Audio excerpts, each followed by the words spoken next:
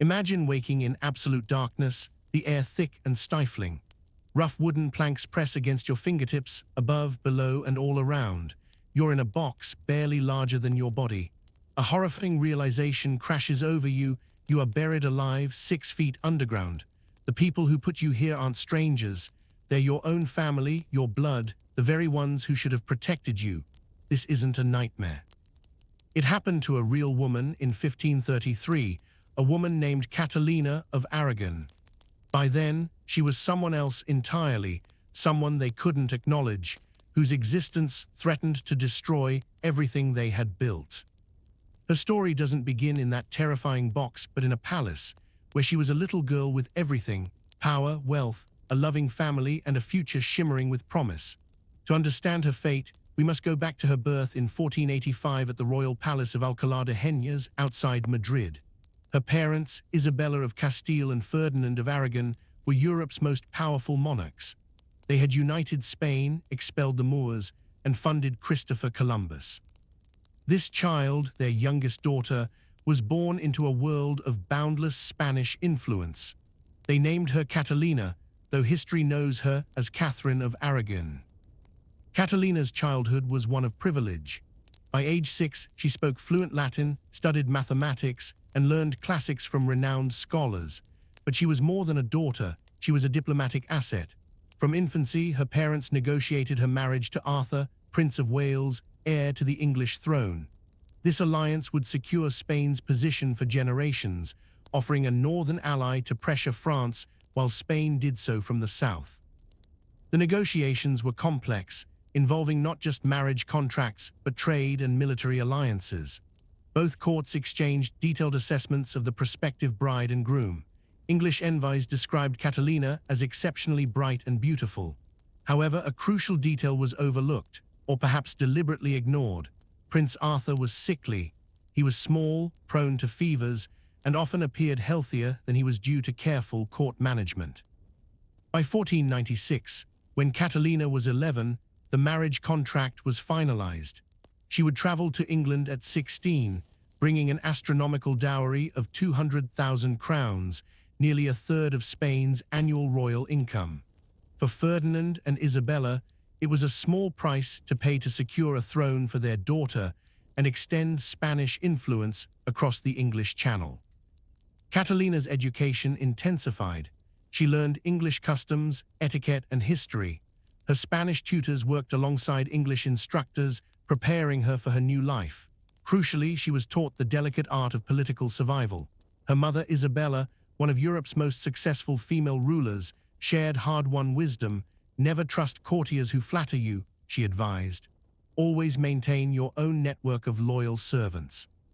Learn to read the subtle signs of political shifts, and most importantly, never forget that you are Spanish. Your first loyalty must always be to Spain's interests. These lessons gained urgency as her departure neared. In 1501, at age 15, Catalina embarked for England with a grand retinue, a magnificent procession showcasing Spanish wealth and power. The voyage was rough, and she arrived exhausted and seasick, but she recovered quickly. Her first meeting with Prince Arthur was pleasant. He was small but dignified, eloquent in Latin, and treated her with courtesy. There was a foundation for affection, if not immediate passion. Their wedding on November 14, 1501, at St. Paul's Cathedral was spectacular, a grand display of the new alliance. Catalina, in white silk and pearls, her red gold hair flowing, symbolized her virginity. Arthur, though frail, looked every inch the future king. Celebrations lasted weeks, sending a clear message: England and Spain were permanently allied. But the fairy tale didn't last. In December 1501, Arthur and Catalina moved to Ludlow Castle in Wales, where Arthur was to begin learning governance. It should have been the start of their life together. Instead, it became the beginning of a tragedy. The winter of 1501 and 1502 was harsh, and Arthur, already fragile, weakened rapidly. He developed a persistent cough, lost weight, and his complexion turned a telling gray. Catalina watched with growing alarm, summoning physicians and praying, but nothing helped. On April 2, 1502, less than 5 months after their wedding, Prince Arthur died in his sleep. Catalina's screams brought servants running, and within hours, messengers raced to London with news that would reshape Europe. Arthur's death didn't just make her a grieving widow, it made her a very expensive, very complicated problem. The marriage contract stipulated that if Arthur died without an heir, Catalina's dowry would be returned. But King Henry VII had already spent most of it. Returning 200,000 crowns would bankrupt England.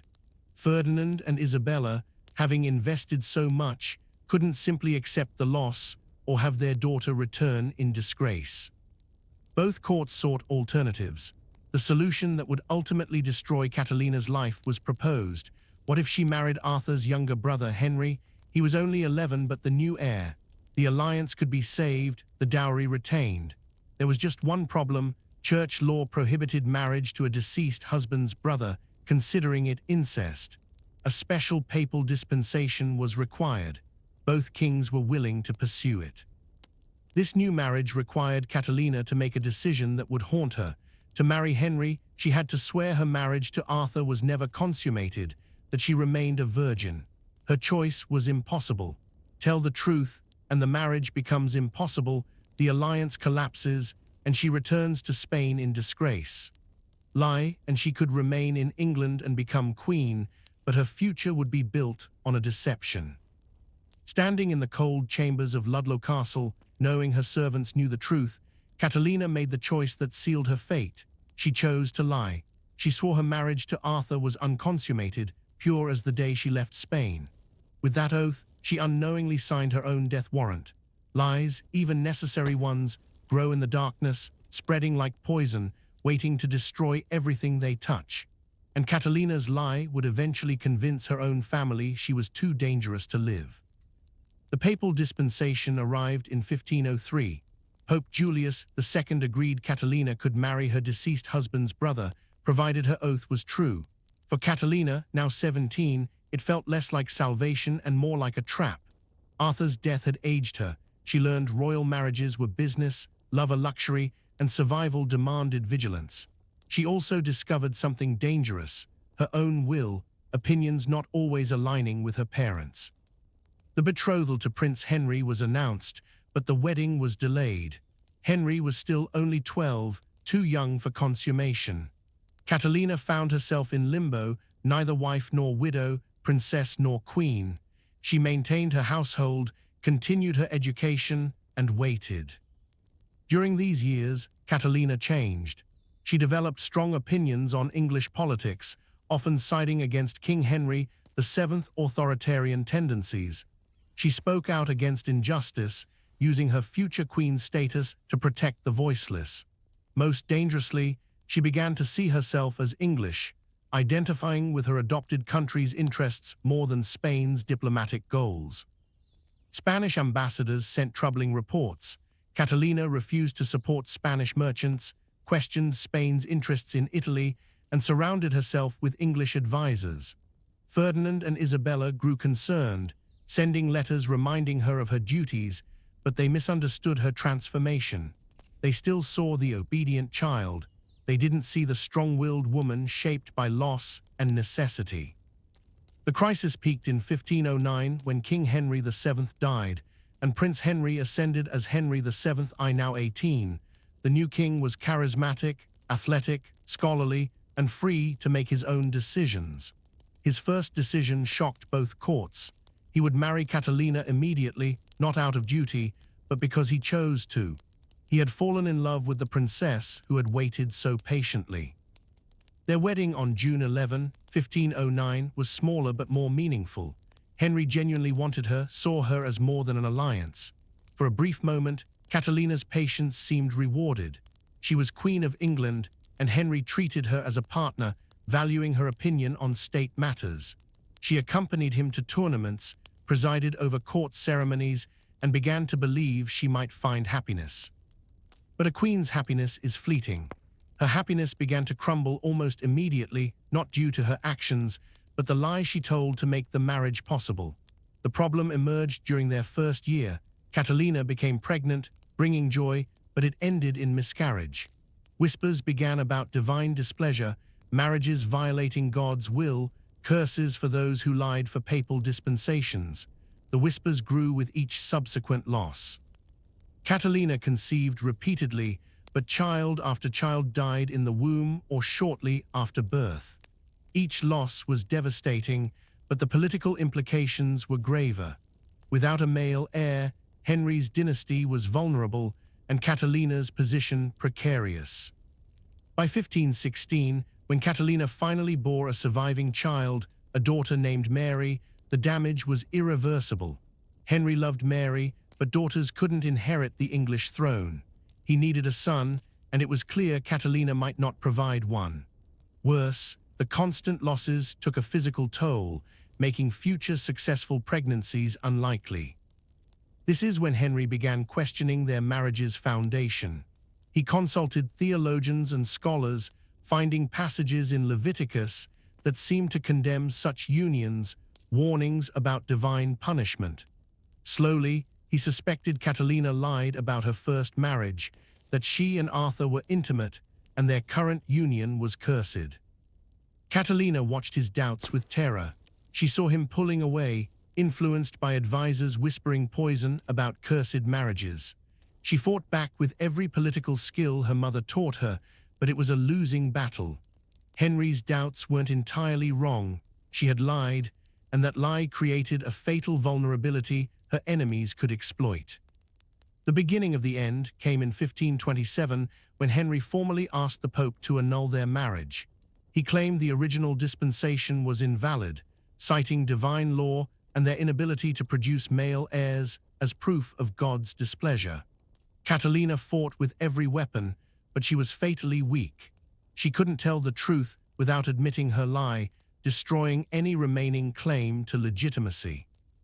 The annulment proceedings dragged on for 6 years, tearing apart the English court and Catalina's family relationship. Her nephew, Charles V, King of Spain, initially supported her. Spanish armies threatened England, and diplomats worked to prevent the Pope from granting Henry's request. But as the political situation grew more complex and Henry threatened to break with Rome, Charles's support wavered.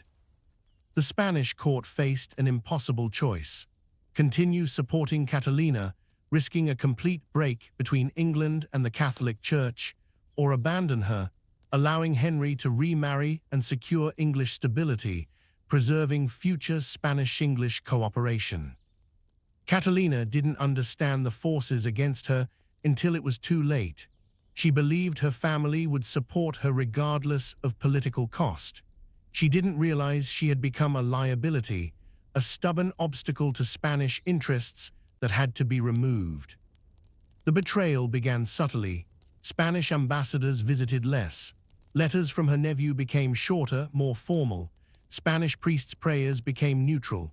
She noticed, but didn't grasp the significance until Ambassador Eustace Chapais arrived in late 1532 with new instructions from Charles V. Chapais, her strongest supporter, now sat across from her, his face grave. Charles V had decided Catalina's resistance was irreparably damaging Spanish interests. Henry had broken with Rome, declared himself head of the English Church, and married Anne Boleyn. Continuing to fight only alienated Henry further. Spain needed England as an ally against France, and that alliance was impossible while Catalina caused conflict.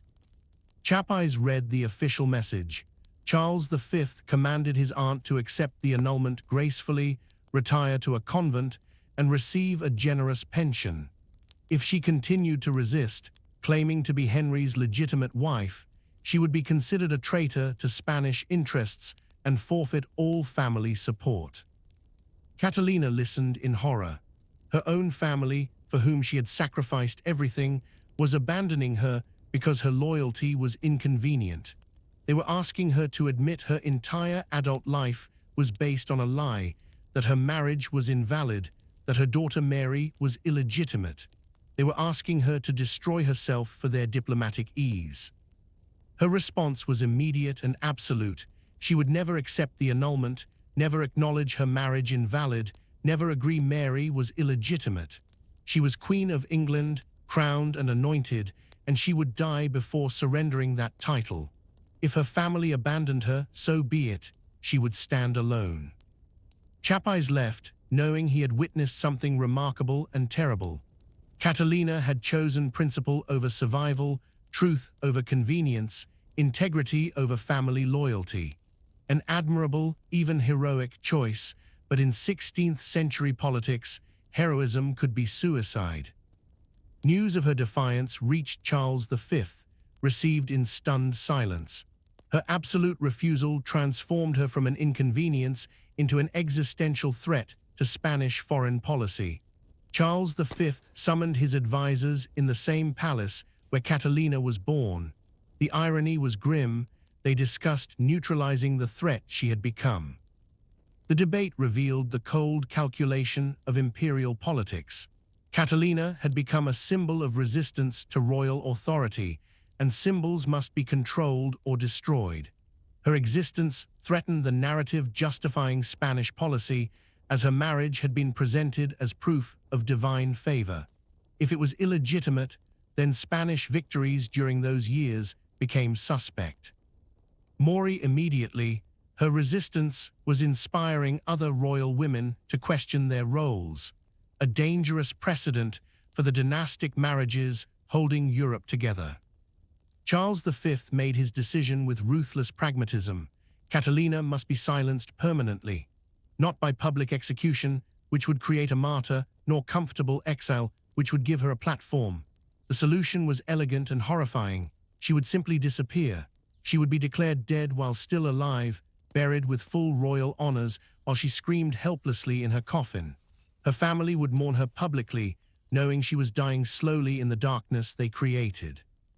The plan required coordination between Spanish agents and English conspirators, including Henry VII, who was tired of Catalina's resistance and desperate to legitimize Anne Boleyn. It also required medical cooperation from physicians willing to participate in legalized murder. Royal physicians understood loyalty to political stability, and several English doctors were already on the Spanish payroll. Preparations began in early 1533. Catalina was moved from Greenwich Palace to Kimbolton Castle, ostensibly for protection, but actually to isolate her. Kimbolton, a remote fortress, was perfect for the operation. Her household staff was carefully vetted for unquestioning loyalty. Her apartments were comfortable but isolated, her mail censored, visitors limited. Dr. Miguel de Lasco, a Spanish physician, arrived in February with medical equipment. He established an infirmary, but his true purpose was to oversee her transition from living person to official corpse, using techniques that mimicked death while keeping the victim agonizingly aware. Psychological preparation was crucial. Throughout spring 1533, Catalina's handlers subtly undermined her mental stability. Her food was drugged with mild hallucinogens, her sleep disrupted, and contradictory letters arrived to make her question her perceptions. The goal, make her appear unstable, so any protests about being buried alive could be dismissed as ravings. Catalina fought back, keeping detailed journals of suspicious incidents, writing letters to supporters, most intercepted, and praying for strength. But the drugs and pressure took their toll. By summer, she experienced confusion, hallucinating her dead parents and Arthur's voice. Her journals became erratic, filled with paranoid theories. Dr. de Lasco monitored her deterioration, adjusting treatments to maintain the perfect balance, incapacitated yet agonizingly aware. The plan required her to be awake during her burial, aware but helpless. The final phase began in December 1533. Reports reached the outside world that Catalina was gravely ill, dying of a wasting disease. But inside Kimbolton, she was being slowly poisoned with chemicals mimicking consumption, keeping her organs functioning. Her skin grayed, breathing labored, weight dropped. To unknowing observers, she was wasting away naturally. The deception was so complete that even genuine supporters prepared for her death. Catalina began to suspect the truth. Her symptoms felt artificial, orchestrated. In lucid moments, she realized her captors weren't curing her, They were preparing her for something far worse. Her final journal entry, December 30, 1533, revealed her horror. She knew she was being prepared for burial while alive, orchestrated by her own family. She forgave her captors, but not Charles V for choosing political convenience over family loyalty. Her prayer revealed terror and defiance. If I must die as Christ died, abandoned by those who should have protected me, then let me die with the same forgiveness in my heart. But let those who do this to me remember that truth cannot be buried, even when the one who speaks it is silenced forever. On January 7, 1534, Dr. de Lasco administered the final dose. Catalina fell into a deep unconsciousness mimicking death, her brain functioning enough to remain aware. Her breathing became undetectable, pulse almost nothing, body temperature dropped. To all appearances, she died peacefully in her sleep. The news went out. Spanish ambassadors grieved publicly, celebrating privately. English officials offered condolences, secretly rejoicing. Even the Pope mourned. Catalina's funeral proceeded quickly. Her body was embalmed with techniques preserving the illusion of death while keeping her conscious. Dressed in a Franciscan habit, she was placed in a lead-lined coffin to muffle any sounds. The funeral procession to Peterborough Cathedral was magnificent. Thousands mourned. But inside the coffin, Catalina experienced the ultimate horror, conscious enough to hear the service, feel the coffin lowered into the vault, and understand she was being buried alive by people who believed her dead. Her family had achieved the perfect crime. The cathedral vault was designed to house royalty, its thick walls muffling sound. The heavy stone slabs sealing her tomb weighed a ton. Trapped in a chemically induced state between life and death, she was aware but helpless. The first hours were a descent into madness. She awakened in absolute darkness, the air stale. She tried to scream, but the sound died. She tried to move, but her muscles barely responded. Her fingers scraped weakly against the wood. The psychological horror was immense. Betrayed by her husband, the court, and her own blood, Charles V had orchestrated her living burial because her existence threatened his ambitions. Her family decided she was worth more dead than alive. Time lost all meaning. Her world shrank to the coffin's dimensions, her labored breathing, the certainty that no rescue would come. But even in this extremity, Catalina's will refuse to surrender. If she died in this tomb, she would die as a queen. She arranged her burial dress, prayed for strength. She forgave Henry for his weakness, the courtiers for their betrayal. But she could not forgive Charles V.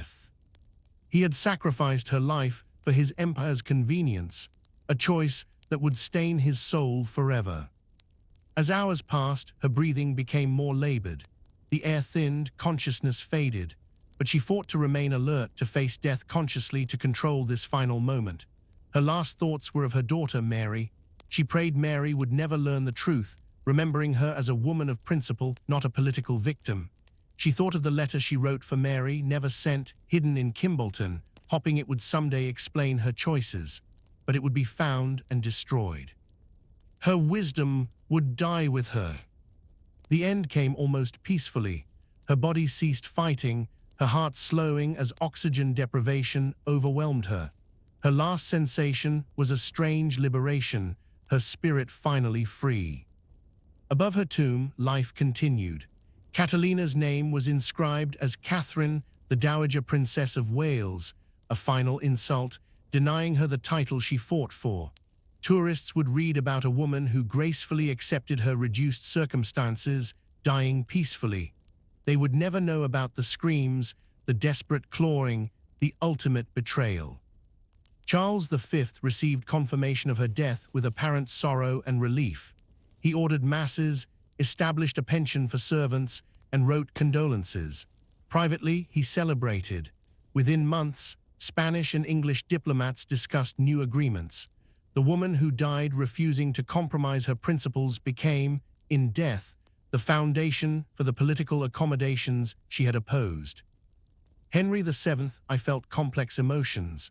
Part of him mourned the woman who had been his partner. A larger part felt liberated, free from her moral accusations. He He ordered mourning, attended services, and spoke publicly of her virtues, but he quickly legitimized Anne Boleyn, using Catalina's death as vindication. The woman who died insisting she was his only legitimate wife became, in the official narrative, the justification for setting her aside. Europe reacted similarly. Catholic courts grieved ritually, secretly relieved. Protestant nations offered condolences, noting another Catholic symbol eliminated. Even the Pope seemed relieved the controversy was over. But the most tragic response came from the common people who genuinely loved Catalina. They mourned a kind, generous, dignified queen. Their grief wasn't calculated. It was the genuine sorrow of people who recognized goodness, understanding its rarity in royal politics. Catalina of Aragon's story is a chilling example of how political necessity can transform love into murder, loyalty into betrayal, and justice into expediency. She died because she refused to lie, insisting on truth in a world built on convenient fictions, choosing principle over survival. Her living burial symbolizes how power operates when threatened by inconvenient truths. Her killers were rational actors, convincing themselves one woman's life was a reasonable price for stability and security, but their calculations didn't account for the moral cost. Charles V's empire would crumble, Henry VIII's dynasty end, both by the same disregard for truth. The tomb at Peterborough Cathedral stands as an accidental monument to political expediency. Tourists see a peaceful death, unaware of history's most perfectly executed murders. Catalina's story echoes, a reminder that truth, once buried, claws its way back. The woman who died insisting on her legitimacy would be vindicated by history, a victim of necessity, but vindication came too late. Her ghost perhaps walks the cathedral, reminding visitors not all royal burials are peaceful, not all family love survives political pressure, and sometimes the most perfectly planned crimes are by those claiming highest motives. In death, as in life, Catalina of Aragon remained unbroken, uncompromising, utterly alone, abandoned by all but the God to whom she prayed as the darkness finally claimed her.